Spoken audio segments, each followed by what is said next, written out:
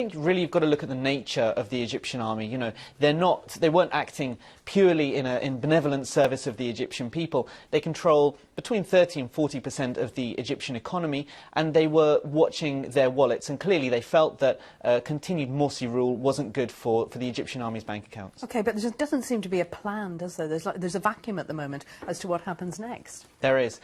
And, you know, the army has promised that there will be presidential and parliamentary elections after the constitutional discussions. But the fact is that it's going to be a very one-sided election if it ever does happen, because the Muslim Brotherhood clearly isn't going to be, in current circumstances, allowed to compete again. All of the top leadership has been arrested, and that those arrest warrants have started to spread down the leadership. So it's going to be a very one-sided election battle. And the fact is that around half of the Egyptian people voted for the Muslim Brotherhood, so that's a large section of the Egyptian population that is likely to be disenfranchised. So this is not democracy, is it?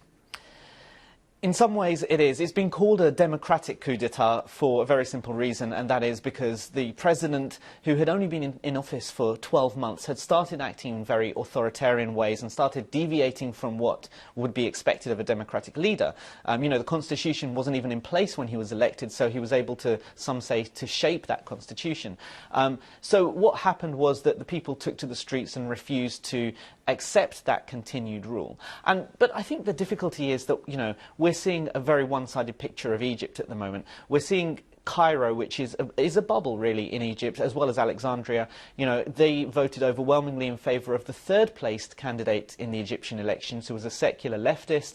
Hamdin Sabahi wasn't even in the runoff, one of the top two.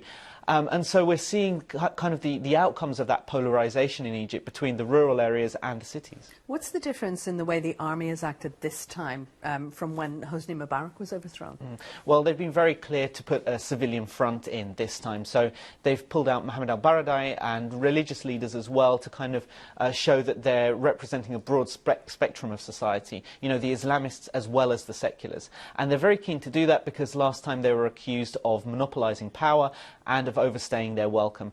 And, you know, there were protests on the streets calling for the overthrow of the Supreme Council of the Armed Forces the last time they were in power. They're keen to maintain what they perceive as their current legitimacy and continue that into the future. Is the United States right to be worried about what effect this might have on the region? Of course they are. I mean, you know, this is the outcome of a decades-long battle between the army and military figures and the Muslim Brotherhood, and it's just playing out. And, you know, it's a conveyor belt, a kind of carousel. We're now seeing the outcome of that. I think, you know, the Muslim Brotherhood's tentacles spread across the region.